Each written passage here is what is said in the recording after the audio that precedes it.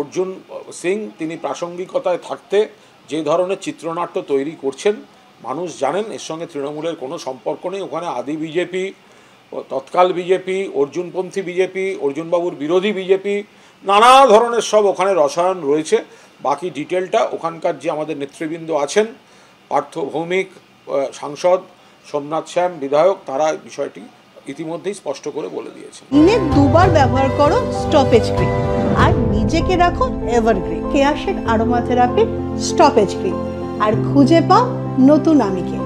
দেখুন, ওখানে যদি কেউ উদ্দেশ্য প্রণোদিতভাবে কিছু করবো বলে, ইস্যু তৈরি করবো বলে করে, বাকিটা পুলিশ প্রশাসন দেখছে। ফের উত্তপ্ত জগদ্দল। অর্জুন সিং এর বাড়ির সামনে বোমাবাজি, বাড়ি লক্ষ্য করে গুলি চালানোর অভিযোগ প্রাক্তন সাংসদের।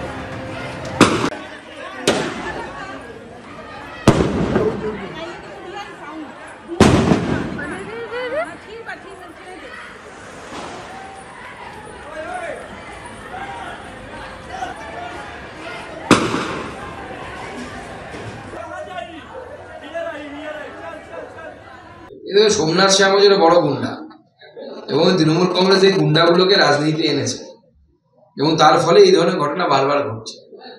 এবং এটা তো রাজ্য প্রশাসনের উপরে চ্যালেঞ্জ, যে পক্ষই গুলি চালাক। আমি ধরে নিলাম তর্কের খাতিরে যে পক্ষই গুলি চালাক, যদি রাজ্য সরকারের উপস্থিতিতে, যদি সরকার না থাকতো না হয় ধরে নিতাম, কিন্তু রাজ্য সরকারের উপস্থিতিতে, পুলিশের উপস্থিতিতে এইভাবে যদি গুলি চলে, গোলাগুলি চলে দিনের বেলায়, তা আবার চিন্তার বিষয়। তো এটা একটা মিথ্যে অভিযোগ যে বিধায়ক এবং প্রাক্তন সাংসদের বাড়িতে হামলা, এটা মিথ্যে অভিযোগ।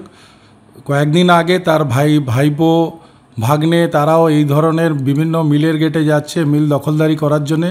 সেখানে মজদুর এবং পাবলিক তাদের তাড়া করে মেরে তাদের হাত পা ভেঙে দিয়েছে। আজকে সকালেও অর্জুন এবং তার বাহিনী 18 নম্বর গলি 2019-এও দেখা গেছে সেই অঞ্চলে আগুন লাগিয়ে দিয়েছিল। এখন সেই অঞ্চলের বাড়িঘর যেগুলো আছে, তাই বিভিন্ন বাড়ি হচ্ছে তাদেরই কোনো আত্মীয়র নামে, সেই ঘর খালি করানোর ঝামেলা। সেখানে যায়, তারা মারধর করে, ইটপাটকেল চালায় এবং এদিক থেকেও হয়তো কোনো রকম ইটপাটকেল চলে থাকে। তারপরে অর্জুন নিজে হাতে 4 রাউন্ড গুলি চালিয়েছে এবং তার সাকরেত, তার মজদুর ভবনে, বাসভবনে যারা থাকতো তারা বোম চালিয়েছে এবং সেটা প্রকাশ্যে চালিয়েছে এবং সবাই দেখেছে। অর্জুন চেষ্টা করছে ব্যারাকপুরকে অশান্ত করতে, সেটা বাংলার পুলিশ কোনোদিনও হতে দেবে না। অর্জুন যতই এনআইএ দেখানোর চেষ্টা করুক, উনি চাইছে যে এই অঞ্চলে নমিত সিং, সোমনাথ শ্যাম থেকে আরম্ভ করে বিভিন্নর উপরে এনআইএ এনে তাদের বিরক্ত করার। উনি যতই যা করুক, মানুষ ওনাকে ছুঁড়ে ফেলে দিয়েছে।